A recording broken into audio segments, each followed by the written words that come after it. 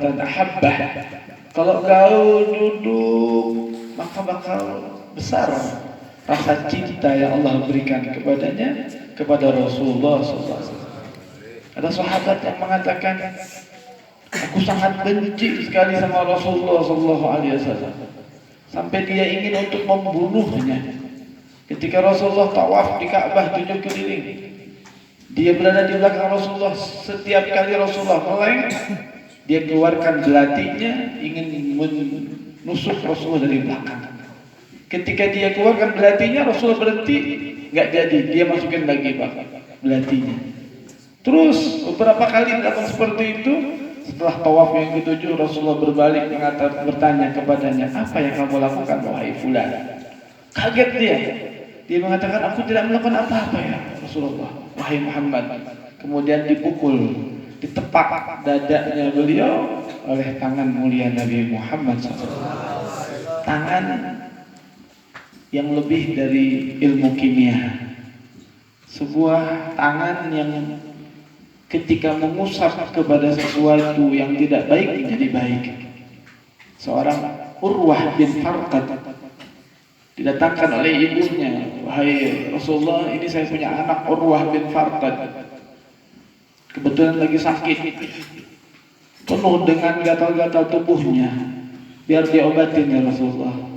Rasulullah, coba tanggalkan pakaiannya kecuali yang menutupi auratnya. Masih kecil, dibuka pakaiannya yang menutupi auratnya. Rasulullah meludahi tangannya, kemudian diusap kepada seluruh tubuhnya Urwah bin Farqad yang masih kecil.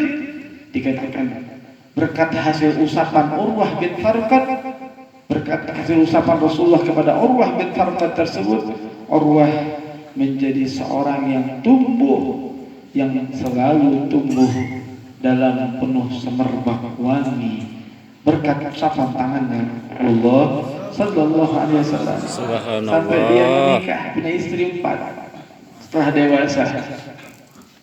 Semua istrinya berlomba-lomba untuk memberikan wewangian dan danan wangi lebih daripada tubuhnya Urwah bin Farqad. Mereka tidak mampu, karena beda wangian, berasal dari sumber segala wangian, beda sama wangi-wangi yang lain. Wanginya Nabi Muhammad SAW. Tangan yang hebat ketika memukul seorang Arabi atau menepak dada Arabi tadi, yang tadinya memusuhi banget sama Rasulullah, benci banget sama Rasulullah, pengen ngebunuh bawaannya. Tiba-tiba setelah terkena dadanya oleh telapak tangannya, beliau mengatakan, ya Rasulullah, sungguh engkau sebelum ini adalah orang yang paling aku benci. Sekarang engkau adalah orang yang paling aku cintai. Ya Rasulullah, kotamu ini Makkah, kotamu ini Madinah, kota yang paling aku benci di dalam dunia, sekarang menjadi kota yang paling aku sukai. Ya Rasulullah, hatiku selalu terpaut kepadamu. Padahal baru sekali dan baru ditepak oleh kedua tangan, satu tangannya, tapak tangannya Rasulullah itu. Man ra'ahu badihatan haba, wa man khalatahu ma'rifatan ahabbah. Siapa yang melihat sekilas, dia akan mendapatkan wibawa Rasulullah yang hebat. Siapa yang berkumpul dengan berduduk dengan baik, maka dia akan benar-benar cintai kepada Rasulullah SAW. Kembali kepada sahabat Thauban tadi, galau, sumpah, jenuh, capek, kelihatannya. Ditanya, kenapa kamu wahai Thauban? Afika wajah, apakah kamu sakit? Ataukah kamu ada hajat wahai Thauban? Dijawab oleh Thauban, ya Rasulullah, tidak, aku tidak sakit. Aku pun tidak ada hajat yang sedang aku targetkan harus aku dapatkan, tidak ya Rasulullah. Tetapi aku sudah sedang memikirkan, aku ini orang yang nggak bisa sebentar saja tidak melihat kepada keindahan wajahmu ya Rasulullah. Nggak bisa berjauhan sesaat saja sama engkau ya Rasulullah. Di dunia aja aku sudah susah seperti ini.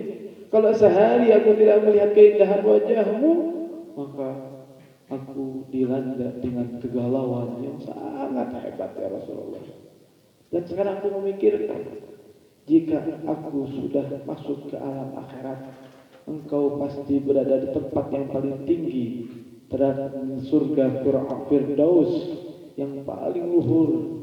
Dan aku tentunya jika aku masuk surga dirahmati oleh Allah Ta'ala, tentunya surgaku beda dengan surgamu. Sudah masuk emperannya aja aku sudah beruntung banget ya Rasulullah. Gimana akan melihat wajah engkau? Gimana akan berkumpul dengan engkau? Tahu-taunya ini yang dibikin oleh taubat. Sampai susah wajah kelihatan. Sampai sumpah. Oh, bukan mikirin rumah. Bukan mikirin belum kebeli tanah. Bukan mikirin anak istri keluarga. Bukan. Mikirin di akhirat nanti. Kumpul gak sama kekasihnya?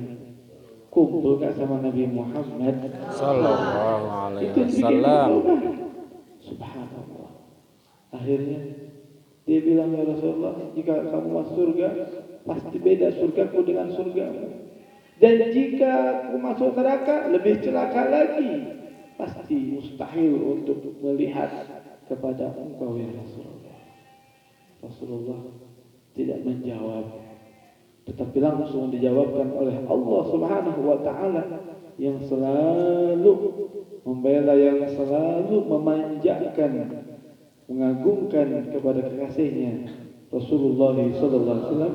Turun firman Allah Ta'ala, Bismillahirrahmanirrahim, "Wa yuti'illaha war rasulah."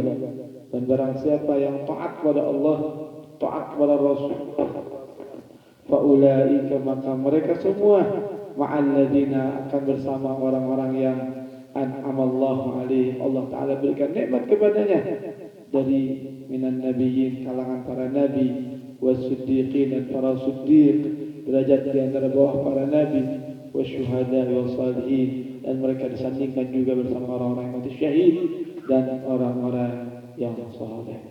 Sebuah kabar gembira bagi kita.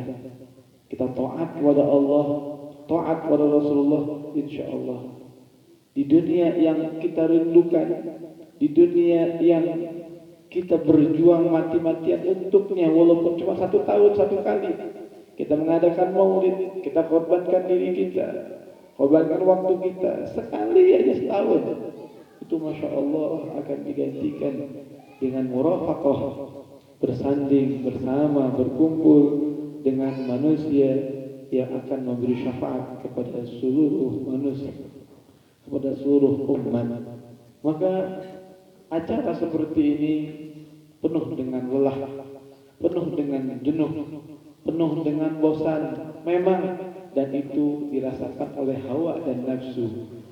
Tetapi jika nafsunya menjadi mutmainnah, maka tidak ada kamus lelah, tidak ada kamus jenuh, tidak ada kata bosan.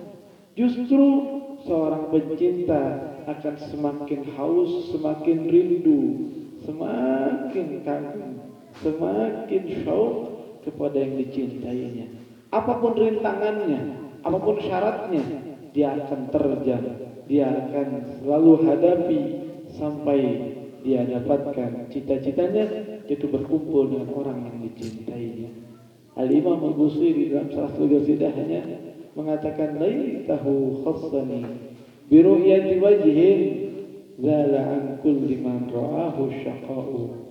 Andaikan saja dia, Allah Subhanahu wa Ta'ala, memberikan anugerah kepadaku untuk melihat satu wajah yang dengan melihatnya hilang segala kecelakaan, hilang segala kehinaan, hilang segala kenistaan. Man ra'a wajhaka yas'ad ya karimal walidaini. Siapa yang melihat kepada wajah engkau ya Rasulullah, maka sungguh dia akan berbahagia selama-lamanya. Sungguh dia akan mendapatkan karunia rahmat, surga, dan barakah dari Allah Subhanahu wa Ta'ala. Maka jadikan ini ghayah kita, ini tujuan kita. Masyaallah ikhwan rahimakumullah. Sebagaimana doa yang sering kita amini dalam doanya, Rabbi ballighna bijahi fi jiwari khairul maq'ad. Ya Allah, pengen punya tempat. Ya Allah, pengen punya posisi. Di mana? di samping Nabi Muhammad, bersama satu jajar, satu ruangan, satu kafling minimal. Bersama siapa? Bersama Nabi Muhammad. Seseorang yang punya rumah di kaflingnya tentara atau di kaflingnya orang-orang elit, dia merasa bangga walaupun dia bukan tentara, walaupun dia bukan orang elit, tapi dia serumah atau sekampung dengan orang, dia merasa bangga. Itu bagaimana jika memang dia berkumpul sekampung, sekapling, sekomplek dengan manusia terbaik yang Allah Ta'ala selalu bersumpah dengan namanya.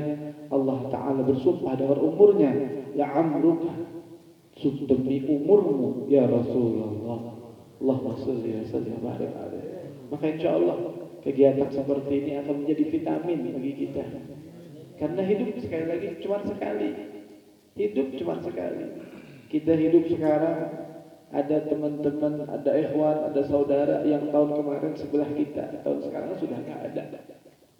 Yang tahun sebelumnya kumpul sama kita, tahun sekarang mereka sudah nggak ada, sudah mendahului kita. Kita pun seperti itu, tahun depan belum tentu ada jaminan kita masih bisa kumpul, kita masih ada di alam dunia, belum tentu ada jaminan. Rubba dhahikin min abi wa alfanhu qad kharajat min midil qusfar. Berapa banyak orang-orang yang tertawa, terbahak-bahak, tertawa membuka mulutnya, nggak sadar dia tukang boeh sedang menyiapkan boehnya. Tukang kafan menyiapkan kafan untuk membungkus dirinya. Subhanallah.